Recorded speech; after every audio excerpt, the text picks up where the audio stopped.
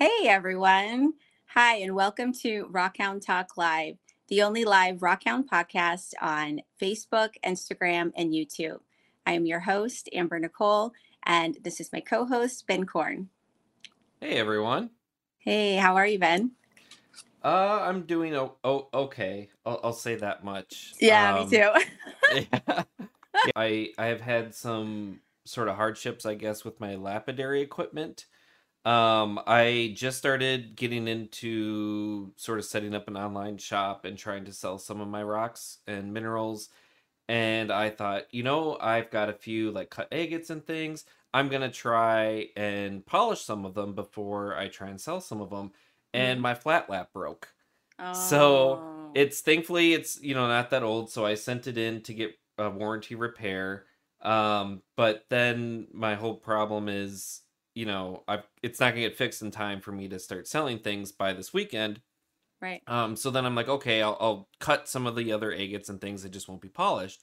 So I was cutting some more. It's been nice with my saw having an auto feed. I can sort of set it, do some work for like 45 minutes or an hour, and then come back. And it started like leaking some of the oil. Ooh. So I think it's somewhere back by the motor. There's some way that oil's getting out. So it's been kind of rough trying to get everything ready. I thought it'd be super easy and I can just do things, and everything's breaking. My water heater wasn't working this morning too, so it's just Mine one thing either. after another. I swear, it's like the worst. Well, it's February now, but it was like the worst January, and I thought it was going to end in January, but it's still dipping into February, and I'm ready for things to get better. Yeah. Yeah. I'm currently on my phone right now because my laptop decided that it wanted to do an update right before our show. so Yeah. so that's currently updating. Hopefully that will be updated soon so I could switch over to that.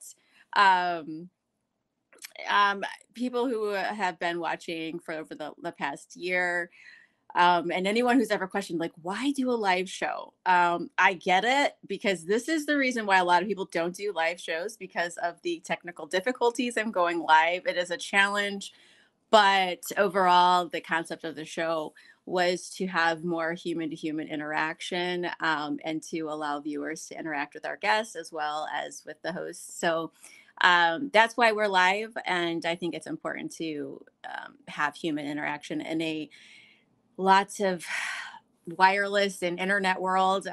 We still need that human connection. So bear with us. Like I it said, it I will say I did just get Facebook to connect. oh, So good. Oh, good. That's Facebook good. is connected. And a shout out to Bethany BK Bones, who is watching us on Hey, Instagram right now. nice. Very nice.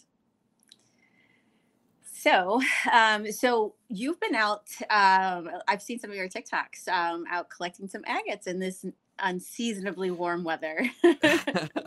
Yes, yeah, I mean, to be able to collect in Minnesota in late January, early February without snow and it being 40, 50 degrees has just been nuts. So I've been out the last couple weekends. This weekend, they're saying like 30s and snow, so I probably won't be able to get out. But yeah, I've been able to get out. Unfortunately, because it's not springtime yet, the farmers haven't plowed and turned over the fields, but I've been able to get out and I found, a few agates, and just being able to get out right now and walk a field has been just a blessing. So Yes. I'm so thankful for the warm weather right now, just to be able to have that escape, because usually this Yes. time of the year it's trying to stay inside, maybe doing lapidary, cleaning rocks, organizing things. So just to be able to sort of scratch that itch and get outside and Yes. find rocks has been great, because they weren't great. I didn't find anything, of any significant like size or anything like that. And just to be able to get out has just been like, I'm like, all right, even though I didn't find that Yes. many, there was the last time I went out, I think it was like 2.5 hours. I found just itty bitty tiny ones. It took me like 2.5 hours to find anything that was like a couple inches. So, but the whole time I was like, it's February and I'm out here just Right. walking the field picking agates. So, Yeah. yeah. Yeah, being outdoors does wonders for our mental health and psyche. So I I've been unable to go out on my weekends. I've been working because during the week my daughter's got basketball. So it's been basketball season. So basketball season is wrapping up and this mama is ready to be able to work during the week so she can have her weekends off again. And Yeah. get connected to the outdoors because I like feel it in my bones. Like I literally just, oh, it's like I just need the outdoors. I need it so much. So I am, oh, so excited to be able to. I'm going to be in Indiana next weekend, visiting family, and I'm hoping that I can sneak away and maybe just. I don't even care what I find. Like I'm just hoping that I can sneak away and it's decent weather just to go, walk, the woods and just immerse myself with nature and just shut everything else off. Like sometimes we just, well, not sometimes. I mean, I think we just need to do that in life. So I'm Yeah. hoping to do that. Well, I do Yeah. know, I think Southern Indiana has Geodes. geodes. Yep. Yeah. And I'm Yeah. not I've, sure I've what else. I mean, I've I've been in when I lived in fossils and Chicago. Yeah, when I was in Chicago, the part of Indiana I'm used to is like Gary, Indiana, which yeah. it's kind of a dump. And the Yeah. reason I was Yeah. there is how all the contamination, and you find a bunch of slag from the steel mills and like that kind Yeah. of stuff. So Yeah. I've collected down there before. So I'm pretty familiar on, where to go and what to collect. So I'm hoping I can have it. I just need the opportunity. I am, like I said, I am meeting and gonna be supposed to be with family, so I don't have that much time to sneak away, but I'm right. hoping I can. And if anybody knows me, they'll know and appreciate that I need that time to just be able to sneak away. So I'm Yeah. I'm I'm hoping. Oh, I see Flash in the Pan. He's yes. Oh, there's gardens out there in Indiana. I did not know that. Okay, that's good to know. Yeah, that's great. Yeah, I haven't spent too much time in that area looking for things. I know some people also go and find, I believe, gold. You can find quite a bit of gold in like Indiana. I think it's all sort of from the glaciers, Yeah. Hmm. um but yeah, no, that's great. Yeah, I've been, with these 50-degree weather days, I've been trying to get out as much as I can, and it's been, yeah, this winter everyone's, I mean, people are already finding ticks outside, which is crazy for Minnesota. What? Really? Yeah, and everyone's like, the mosquitoes are going to be so bad this year, so it's like, if all that's going to be happening, get out now and enjoy it before all the bugs wake up. Yeah. Oh, Yeah, we've got a lot of exciting things too going out at the Mineral Club. We're just now pushing out a whole bunch of field trips. So we're doing like Keokuk, Iowa, going down to do Druzy in Missouri. I forgot the place that it's called. Haunted Ridge? Yes, Haunted Ridge. Yeah, so they're Hmm. doing that, and then we've got our whole big eclipse trip coming up in April. We're doing the big Montana trips that we always do. So I've talked with our field trip director, and he's like, people are asking me like, when are you gonna have field trips up? And it's like, it's February. Like these are happening in the summer. Like calm down. Everyone wants to get out and find stuff right now, and it's Yes. like, I just feel take a it though. break. Yeah. Like let us plan it and get it, everything, like they're coming, don't worry, we're going to have field trips. So everyone is just ready to get out Itching. and yeah, just Yeah. just find stuff. So it's great though. I'm It is great. It is great. We need more people outdoors and enjoying the nature. It's so good for your mental health. It's just so necessary. So it's a great thing. We just have to be patient. Yes, yeah, yeah, get the mud to maybe dry a little bit and some of the snow to melt, and maybe the temperatures get a little warmer. I know. They're getting a um lot of rain out west. Holy crap, a lot of rain. So yeah. it's just been a really crazy. I mean, it's crazy because last winter, or I mean, I should say, yeah, last like March, whatever you want to consider that spring or not, it still feels very wintry for some places, but it was unseasonably cold. Like we went down to Vegas in March, and I've been to Vegas in March, and it's well in the 80s. And it Right. was like in the 50s, 60s in Vegas when I went in the March last year. So like now we're in like a completely different. It's just crazy how just it's completely shifted. I mean, I remember driving through Colorado in a snowstorm in April.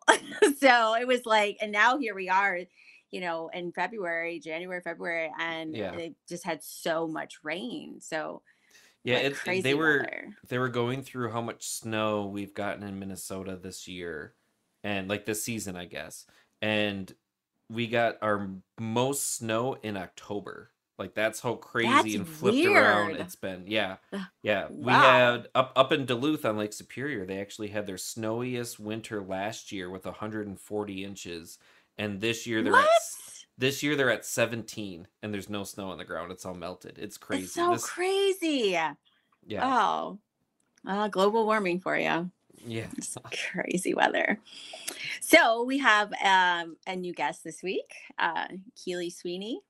She is going to be on the show tonight, telling us about how she preps fossils, and talk about some of the digging she's done, and as well as the business that she runs, prepping these fossils for people all over the world, museums, private collectors, everyone. So it'll be really, really interesting to learn more about her journey and as well as the process and the things that she does. It's a very specific, like just I mean, there can't be too many people in the world who do this professionally. So it's really interesting to have the opportunity to speak with her and we can learn more about what she does. So shall we bring her on? Yes. Hi, Hi, everyone. Keely. Hi, How are Keely. you? I'm doing well. Sorry I missed you last week for our pre-interview. Very excited to finally meet you and speak with you. Yeah, you as well. It's okay. It's been busy. It's been a busy week It anyways. is. Oh my gosh, it's just like nonstop busy. So tell us a bit about, how did you get started into, I guess, just even if it goes back as to childhood, tell us a bit about how you got to start in collecting fossils to the point to where you're preparing them for people all over the world.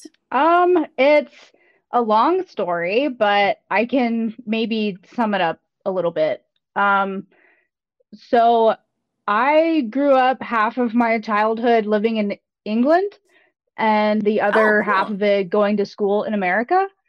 So, but in England, you can go to all of these natural history museums for free. So that's what we would Cool. do is we would get on the train and go to all of these different museums, castles, all of that, and it's like a big memory of mine. Yeah. Um, and I actually really wanted to be Indiana Jones. I didn't think I was going to do paleontology. I thought I was going to go more towards archaeology.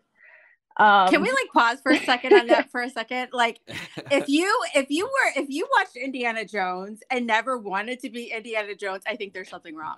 well, Because you have people who are super into Jurassic Park, and so there's always been that like kind of battle yeah, of the movies yeah, and the fans. And then of yeah, course everybody gets like archaeology and paleontology confused because yeah. archaeology is the study of human history, and then paleontology is animal history essentially, or animal or Right. fauna.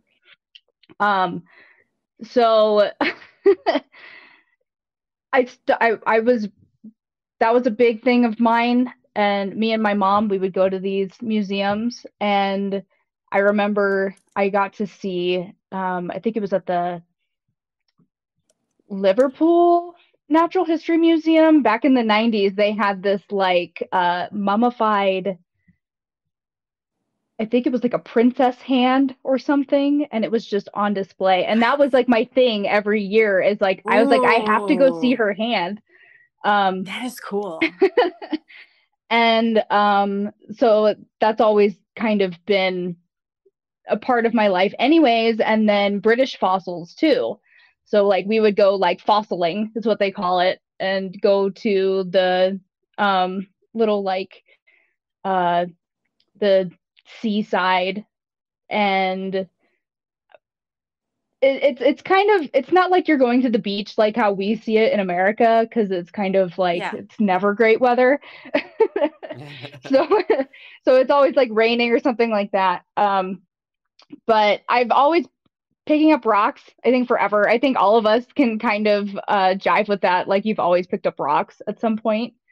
Um,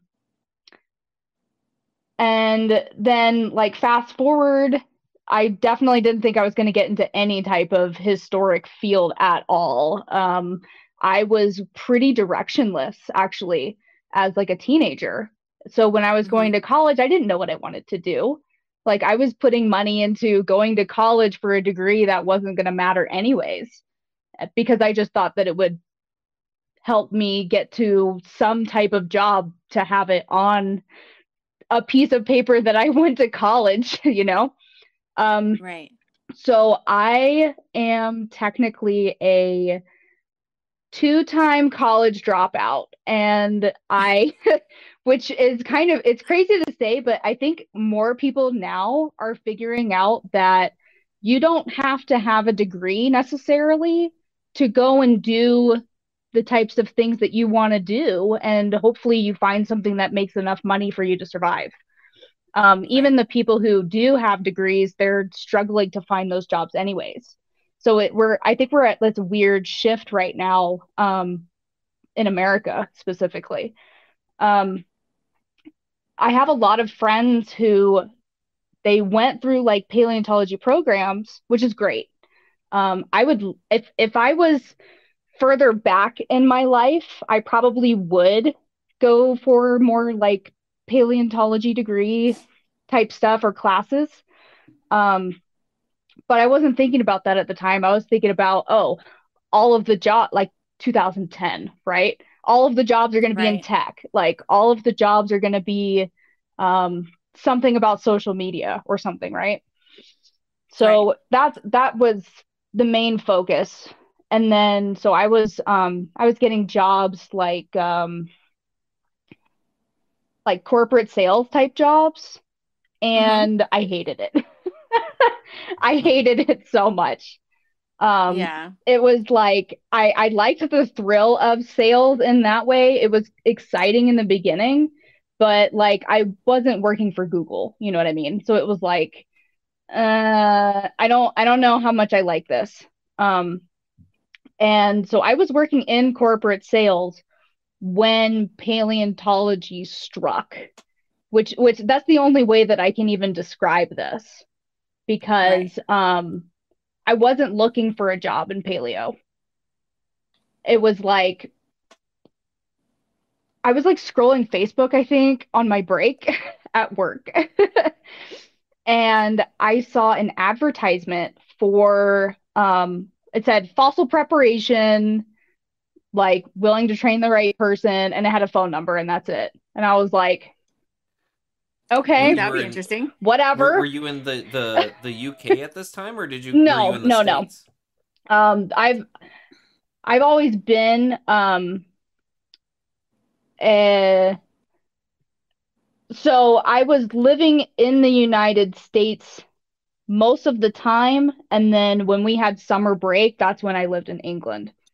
But when I was Got much it. younger, it would be split like 8 months out of the year before like I was in school. Um, so I was Wait a minute. in Wyoming I at the do have to time. ask. I do have to ask real quick. Do you kind are you kind of like you wish you had an accent? I did when I was a kid. Oh, did you? Yeah, Okay. and Because I'm like, then you sound very American. So, so I definitely put on a type of accent, because my accent, uh if I let things slip, I have many words that slip. Um, I don't know if it'll happen in the live stream. Um, because like my mom is British and I grew up in the American South. So I have like both of those things working against me, yeah, and then trying to sound accents. Yeah. professional at the same time. Oh, I, no. I think there like a lot of kids that are like me that have either like different accents or even bilingual parents. Like you Yeah. have this like, oh, the structured American accent that you're trying to portray. Um, so anyway, back to the Facebook Yeah. part Sorry. of Yeah. this. So I was scrolling and I saw that it was it just, that's all it said. Like it didn't have a there was nothing else with it. And I was like, whatever, that's weird. So I scrolled and I've never had this happen before on Facebook before or since, but I saw that advertisement 3 times. Oh wow. So they Yeah, were really targeting you. I feel like I don't know.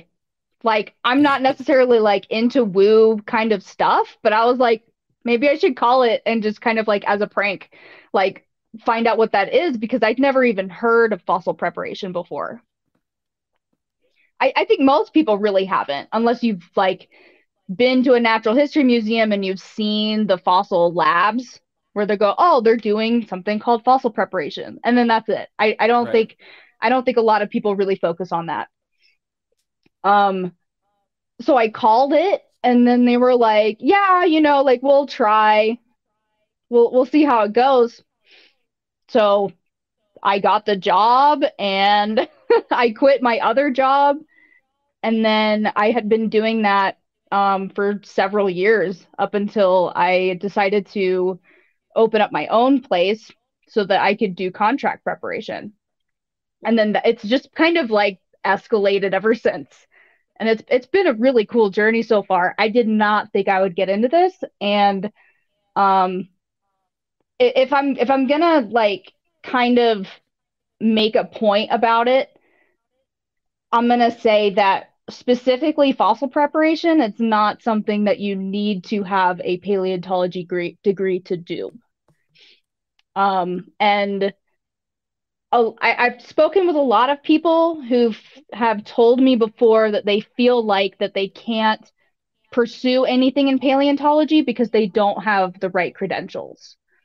Um, Mm, and paleontology credentials can kind of go 2 different ways. Sometimes it's more biology based, and sometimes it's more geology based. And then you have to kind of like match those classes to get the specific direction you're trying to go to. But fossil preparation itself by itself is not research. So it's a right. different thing. And I think anyone who's like artistically inclined, this would be something that they could potentially look into doing as well. Um, and a good way to do that is volunteer. There's natural history museums will all I've never heard of one not taking in volunteers. And everyone needs the help too. So you can be a part of like a project that's like bigger than yourself and it's going to last forever just by volunteering. And I think that's something that's pretty exciting about fossil preparation. Well, I think it's incredible. So did you like have it in your mind like I'm going to end up in Wyoming doing this, or was it something that like you just were like, well, this is what I want to do, so I guess I'm going to go to Wyoming? No, so I was living in Wyoming. I was like I did corporate sales for this region, which it was Southwest Wyoming, Eastern Idaho, and Northern Utah. So that's what like my job was. But actually, I got married to my husband, and his family's from here. So that's how I ended up in Okay. Wyoming. Okay. And Well, I'm that's a good place to assuming be considering, what you do. I mean, It's the perfect place. yeah. Yeah, yeah, yeah. the I fossils are mean, here, and I yeah. got a random job doing it. So I'm assuming you've been out a lot to look for fossils in Wyoming. Is there like certain spots that you really like to go? I'm assuming around Kemmer, or are there other spots? There's a few like commercial quarries that offer fossil digs for like a rate. And it just depends on what kind of like digging you want to do. Um, So there's like different types, but one of my favorite ones is American Fossil because you can go there, you pay a flat rate, and you get to keep everything you find up to $100,000 worth if you find something Whoa. rare. Yeah. Ooh. I Where actually did. where is that So at?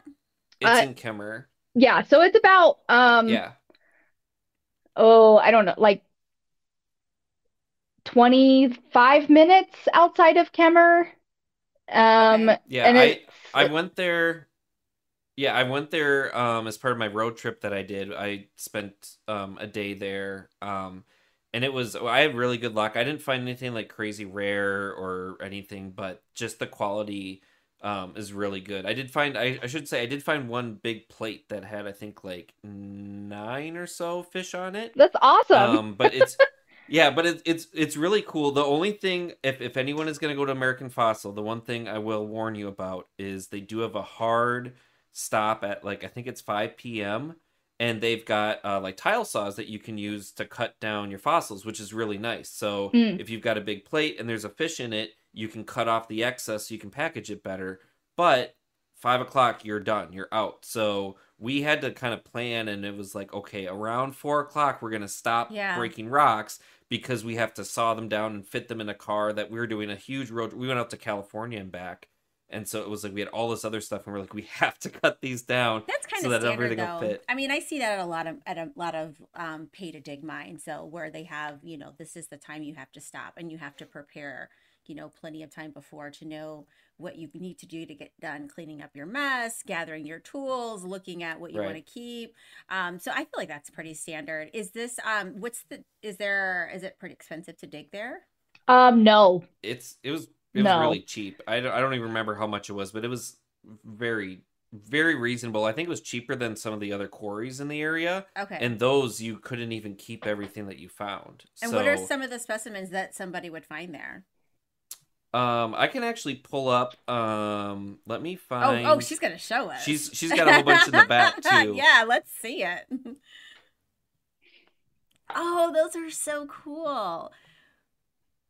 So yeah, it's known for its fish. But I think you can also find stingrays and Oh, that's cool. palm fronds and all sorts of stuff. So I found this at American Fossil. Can you guess what Ooh. this And what is? is that? I don't know what it is, but it looks cool. It's a What is coprolite. It's a turtle coprolite. Oh, Stop So it's a it. Oh turtle my poop. God. Oh my God. How do you know that though? Like, I mean, what are the characteristics that tell you that? A lump. A lump, like a lump of there you go. Yeah. And then this is another one. This is from another Ooh, quarry, but that is this is what's so called the cool. mini fish layer, which it just has a That bunch is of like really juvenile cool. nidia, and then Yeah. this Diplomistus here. This species can get up to like 22 inches, maybe bigger, maybe 24. Wow. That's gorgeous. And then these ones are about I think fully grown, they can be like 9 inches or mm. 8, something like that. But most of the time they're So, pretty small. I mean, because I've never done this before. So when you're digging and stuff, like, does it come out like that, or did you have to prep that in some way, So or this one it did. This one did. It split it had like a positive and a negative, and this is the mm-hmm, positive side mm-hmm, when they would split it open. But you can see there's like different layers. mm-hmm. So you're just kind of like you're picking a layer to split open, and then hopefully And there's something inside. are there indicators that you're like, oh, this is something that I think that there's Yeah, some so you fossils in can there. look at something called a cross section, which I'll try to find something Okay. maybe. Okay, so no, right here. Okay, so do you see how there's like this dot? Yeah. So Yeah, that's the a darker cross section color. of something. That's actually a cross Something. section of a Okay. coprolite. But you can find Okay. spines this way too. Okay. So those are little indicators that you might be looking for on the edges of rocks or something. Yeah. And then hopefully you have the other side because it would be like it's half of something. Right. Right. Right. Right. Right. That's Yeah, cool. I saw you've got this these photos that you had sent. So I'm guessing this is one of the fossils that you had split open, or the rock that you'd split open and found some fossils. So this is what's called the gastropod layer. It's more Hmm. dense than the American fossil layers. So that quarry that's pictured is actually it's on the opposite side of the highway on a different plateau. So for those ones, it's a different type of dig, but they still have fossil fish. This is what they call the Lewis Ranch quarries, and the American fossil or like fossil safari. Those quarries over there, they're called the Dempsey Ridge quarries. So it's like on the other side, right? And Okay. This might be a stupid question. Are these quarries, they're no longer active, right? oh yeah, they're fully Like, active. Yeah. oh, and so they allow people to come in? Like, how great is that? Because here out east, like, they don't allow that. So Yeah, that's cool. so pretty much like places like these, you just pay a fee and it's Uh-huh. on private land. So you're Okay. essentially paying whoever like owns like the quarry lease or the landowner to And go you don't have to and have dig. like any kind of certification like MSHA or anything like that to like go in No, these quarries. if Okay. it was like on BLM land, then yes. Okay. The way that it worked at American Fossil was they would sort of bring down the wall and do sort of the mining, and then they would put the stones Okay. away from the wall so that you Okay. didn't have to be near the active excavation.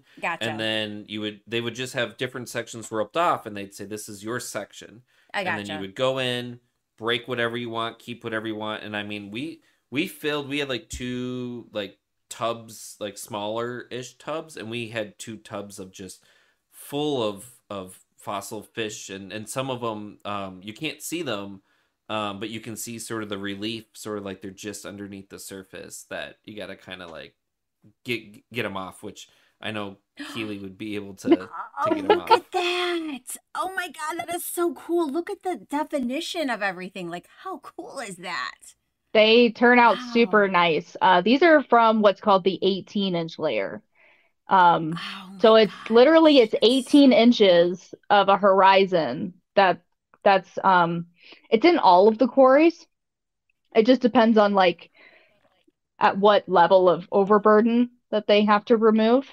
Um, and this layer is famous because it's like the bottom of the lake type of deposit. So it's preserved differently. Um, this I don't know which way to point. This layer is preserved differently than this one. So if you can see like the color Yeah. difference, Yeah, yeah, yeah. so how this is like more orange, Yes. Yeah. and it has like multiple fish all on the same horizon, right? This is all the same layer.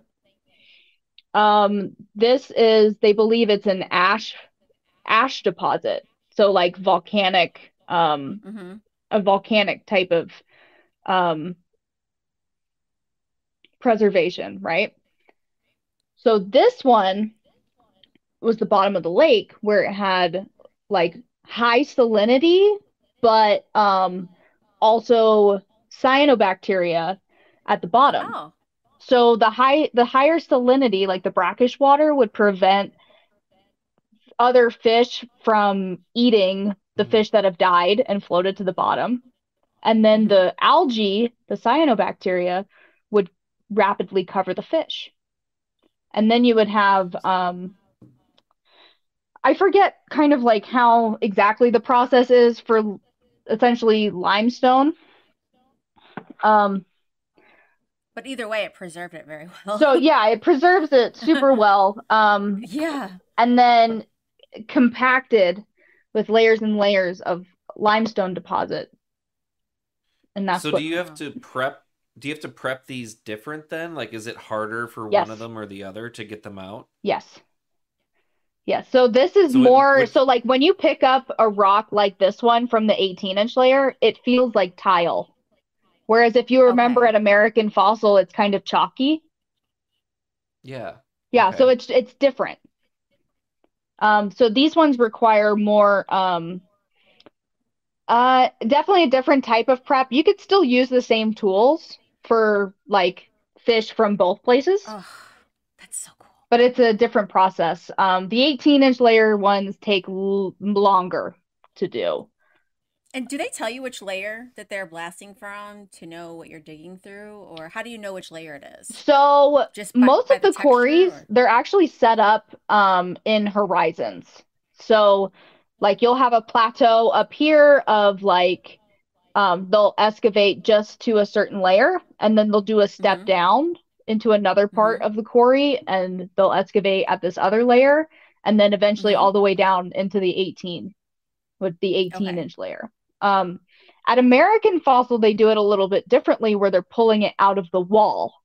Whereas Oh, on the other side of the road, they do it more like this.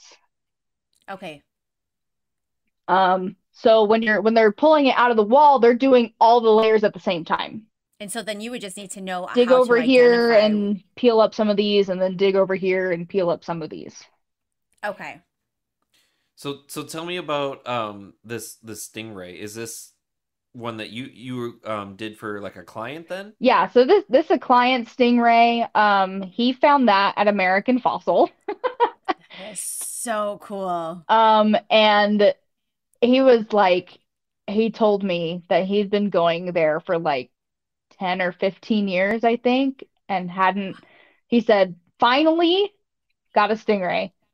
Um, Aw. and so he called me and I went and picked it up from him.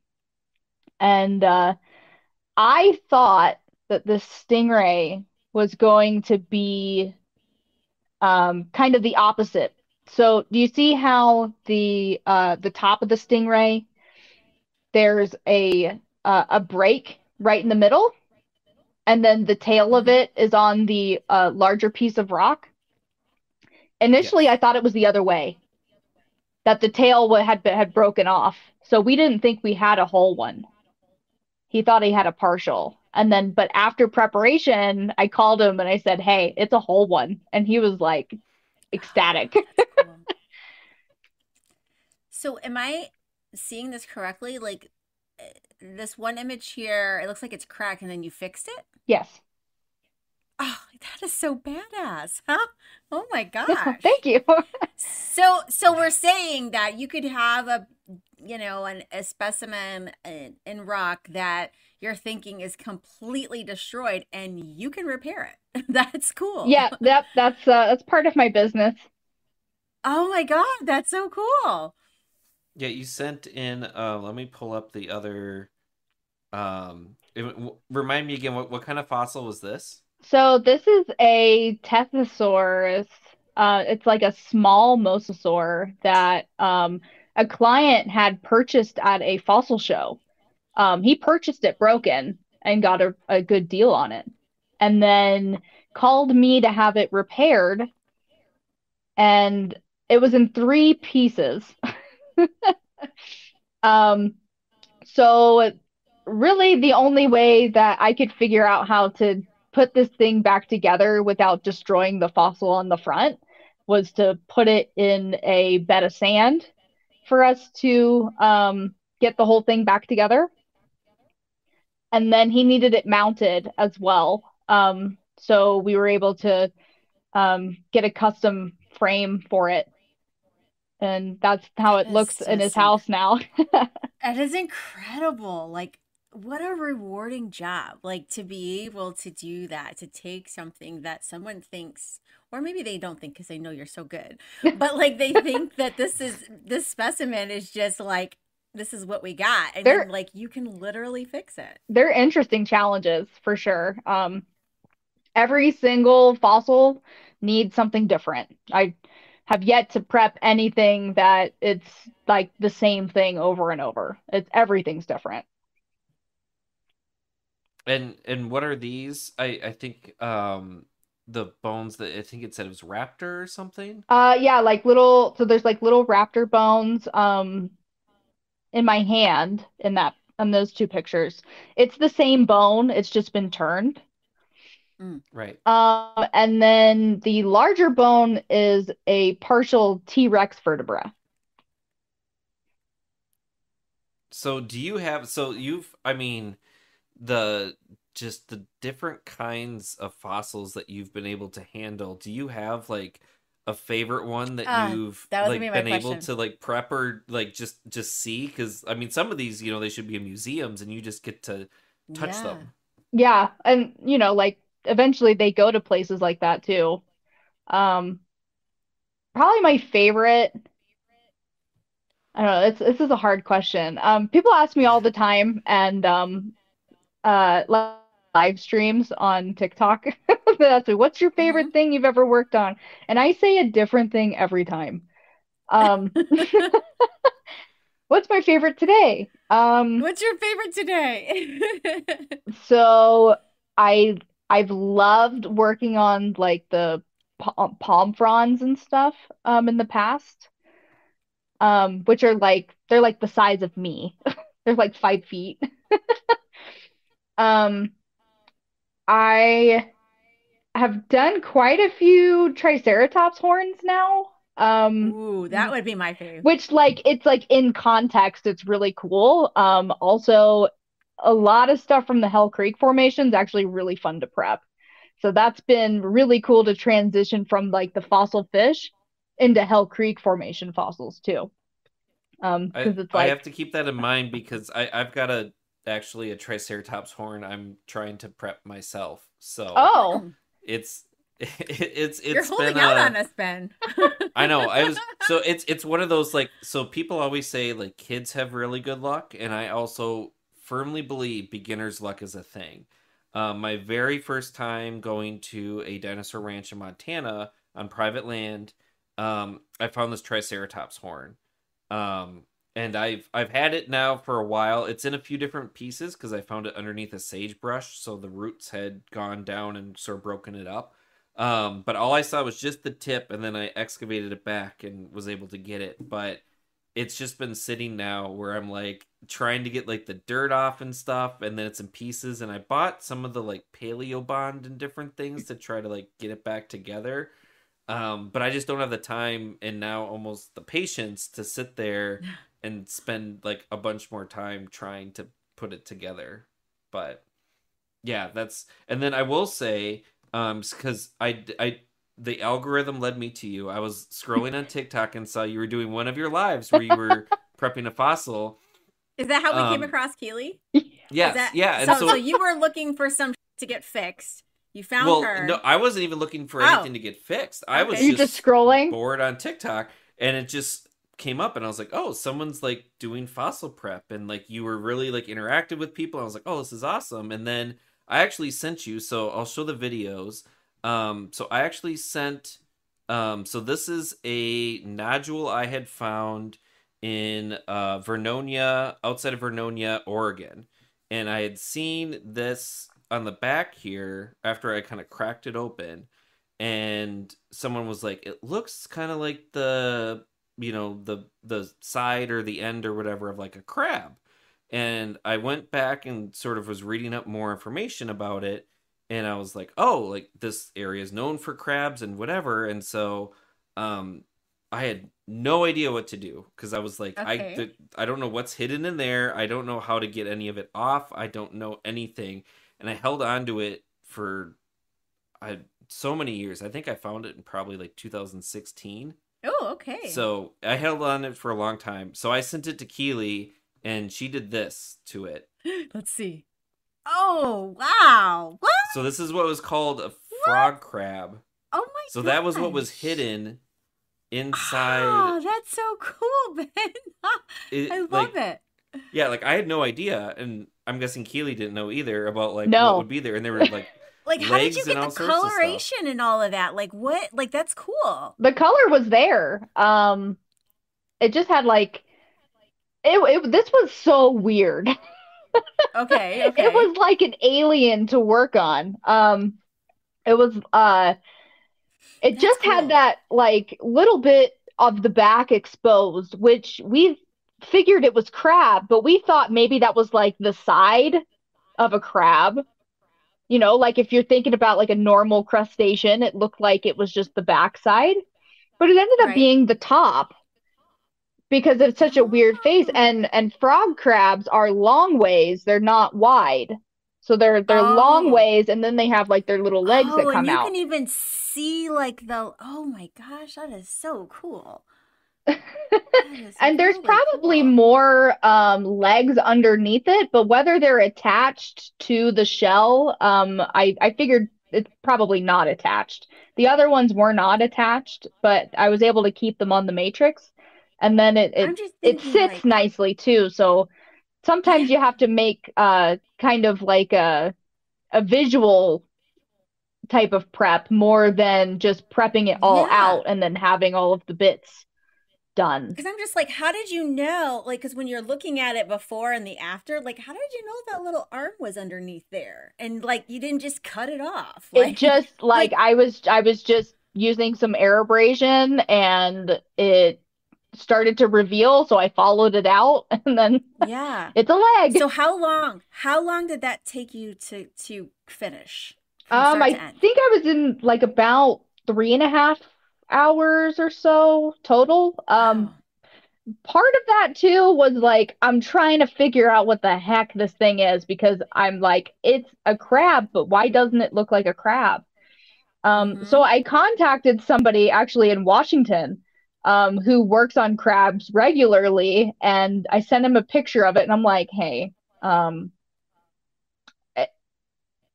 I told my client What this is is a this? crab.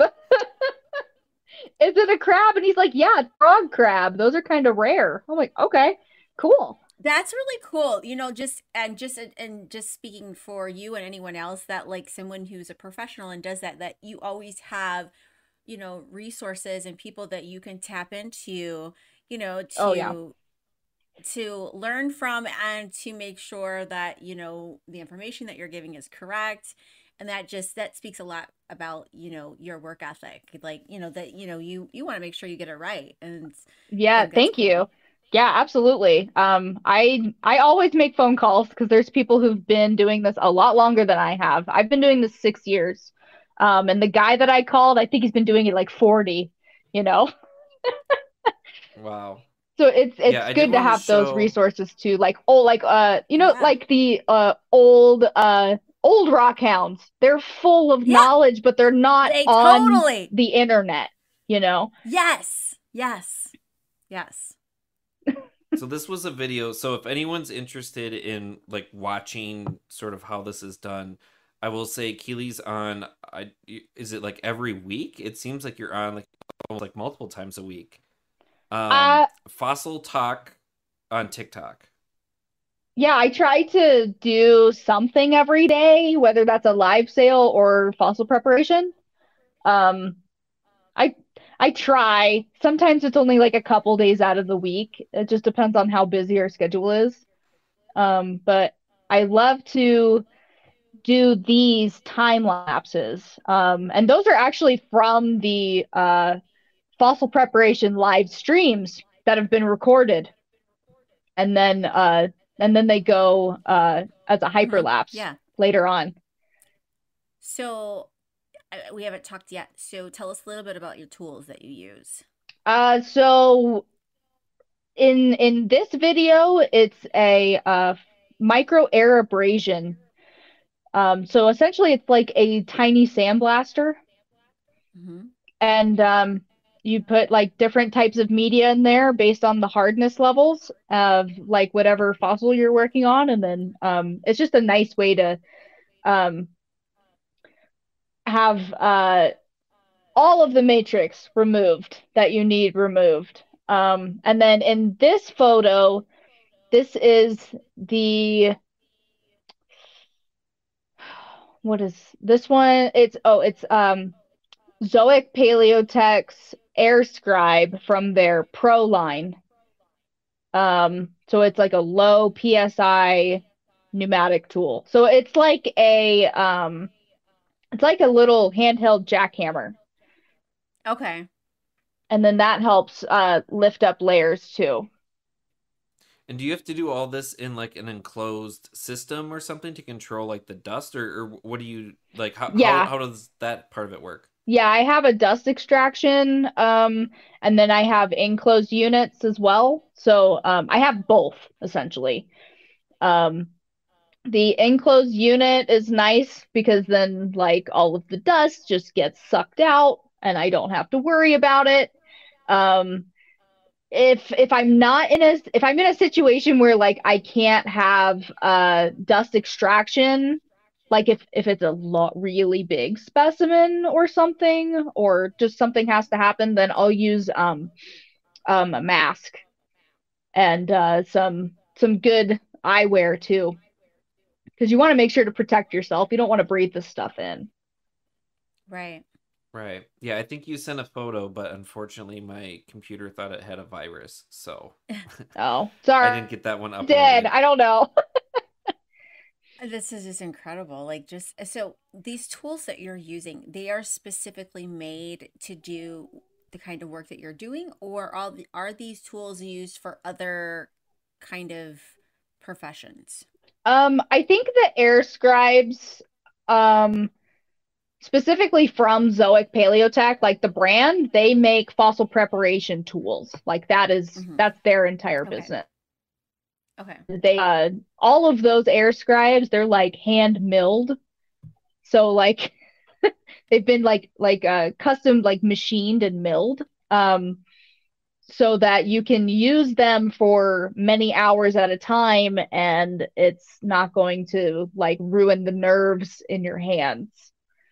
Um, Overheat and all that good stuff. right.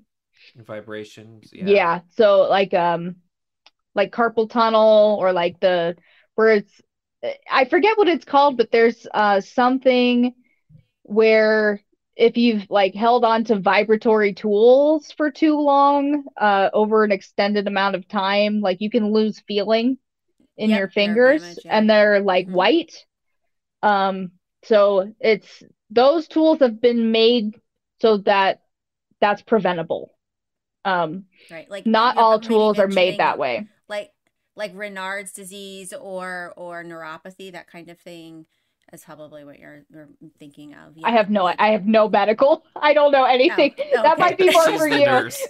Okay. Yeah, like that's really great though. Like that you're using tools that are already thinking ahead of like people who use this and what kind of damage it can cause using these kind of tools. I mean, that's a great company, Yeah. obviously, because And I they're mean, technically the only ones that are like OSHA certifiable. So okay. that's something to look forward to as well because Yeah. they focus on museums mostly for those tools. So they want to make sure that they can sell those tools to Right. museums and that they are being compliant.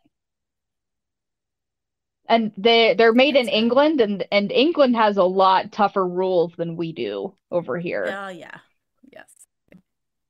So when you first got into this, did you have to like buy all of your own equipment then and like Yeah. sort of learn like figure out so like if someone wanted to get into this, like is there like a certain like the like brand that you just mentioned, like is there like one sort of tool that you would like recommend them getting? Like There starting are off. like entry level tools you can get. Um I think there's one called the Trilobite, which I don't remember how much it is. I think it's under $300. And that's like an easy tool to get for a small air compressor. Um, the micro air abrasive units, that's when you're gonna start having to spend quite a bit of money. But those types of units, they're really only specific to certain types of fossils. So it just Hmm. depends on what you're working on, is what you'll need to kind of figure out where your investment fits best. Because honestly, I use like scalpels and brushes and like the brass brushes and stuff all the time, and sometimes that's all I need to prep a fossil. It just depends on what it Hmm. is. And what all of Would you that costs like $10. would you say that you do more mechanical prep than chemical? I haven't done like any real like chemical prep. Some I think it's called acid prep, where they used like muriatic Hmm. acid and Yeah. stuff. I think that's really specific to certain types of fossils. Um, Okay. and that's not any stuff that like I work on that's like from here. Um, I've heard of people using them for like the shells, like gastropods and stuff, and then for like the English fossils I've seen, like the ichthyosaurs and stuff, they'll use like an acid type of prep because that stuff is really hard. Hmm. Hmm. Like just the matrix itself, it's so dense. Um, so I don't have any like personal experience using acid, but I imagine that you have to be super careful when you Right, do. right, right. So if you had a fossil, I'm just thinking, I live in the Great Lakes area. We've got quite a few of like, You have Petoskey stones. yes, yes, yes. Yeah. But we've got like, I live in the silica shale area, and we've got some incredible like trilobites and brachiopods that are pyritized. And so, like, how would you present or how would you expose the pyrite if you weren't using a chemical? Can you do that with just the mechanical way or? It's possible, yeah. I think it kind of depends on uh how much pyrite is there and the way that it is, because you don't want to get pyrite rot or pyrite disease. Yeah. Um, so, and there's not a lot of ways to really help that. There's some ways you can help prevent it, but if it's started, you can't really stop it. And that's Um, related to the to exposure to the air, correct? I think it's more about like the amount of sulfur or something that's like Okay. around that fossil at some point, and then it has a reaction to it, and I think like water will move that Okay. along. So Okay. Okay. I don't know That that makes much sense. about it, but I think I've read that That makes before. sense. Right. So for something like And that, it just depends. I would have to look at it and see Yeah, yeah, yeah. exactly what it would need, but it might be fine just as is too. Not all Yeah. fossils need to be prepared. Right. Oh, you got my wheels turning over here. Like, what do I have that I want her to look at? and if someone did want to send something to you, I know you've got it's fossiloasis.com. Is that the best way then for them to contact you? Yeah, there's like a contact me button and you can email me and then you can send Okay. pictures and stuff. And is your main I know we've all got like several different platforms. Would you say that your main platform is through TikTok? Yeah, TikTok and Instagram. Mostly, I think I go live more on TikTok because I think the algorithm's better for live streams. It is. Um, It really is. but if people are on Instagram and they want me to go live on Instagram, then I will. It's kind of like just as somebody who's been studying just a lot in social media and how to grow, it's a dying thing for sure. Um, I think if your goal is to live stream on everything like I mine is for the show, I just want to be live on everything, then it's a great goal to have. But I think for live streamers in general that like want to focus on like the best place to stream is definitely TikTok. I mean, that's just for sure. I Yeah. think it's the easiest to get across to multiple people. I think that's just the algorithm is there for it right now. As of Yeah. now, this could As of change. now, it's It's always always changing. changing. Yep. Yes, it is. And you got to like learn like TikTok keeps you on your toes. So just to recap, fossiloasis.com. On Instagram, you are fossil underscore oasis. And then on YouTube, you're at Fossil Oasis. But then on TikTok, you are Fossil Talk. Yeah, it's the only one that's So if different. anyone is looking, Yeah, so if anyone is looking, I think the links are all on the fossiloasis.com. So that's sort of your one-stop shop for any of those links as well. Yeah, and if you're watching the show on YouTube, or we'll just keep it at YouTube because Facebook is always giving us problems. All of the links will be noted in this rebroadcast that's posted on YouTube as well. Perfect. So I did have one question that sort of fits into like your favorite fossil. Do you remember your first fossil that you found? Um, I think I have it. I You think have I have it? it. Oh When Yeah. my God, I love All that. right, hold on. Okay, she's got it for us. So it's some type of like tubular coral. Yeah, I see. And I think I was like Oh, interesting. 4 or 5 years old when I found this. Oh my God, it's so cool that you kept it. I love And that. and where is that from? This is from Florida. Oh, wow. I kind of have one like that I got in Michigan. It looks almost okay. I gotta go get mine. 1 second. I have one that's almost exactly like that. Yeah, they look like tubes.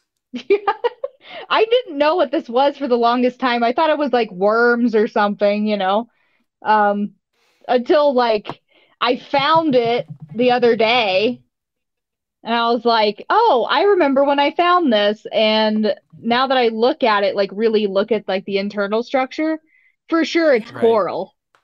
Oh, wow. That's so cool. Yeah, it looks just like mine. Like this is mine. Hold on, let me turn mine. Oh yeah, So I've it got does. Yours is the so I've got larger. the so I've got the little tubulars there, and then you can see like the lines there. So it's very similar to yours. Yeah, there you go. That And this has was to And be it. found, yeah, it was found in Michigan. So yeah, that's cool. But I didn't find it and keep it as long as you've kept yours. I've only had mine for a few years. That's really impressive that you had it that long. I'm impressed too. I don't know how I've had it this long. It's had to have been in like 5 different houses at least. 5, 6 different moves. Yeah.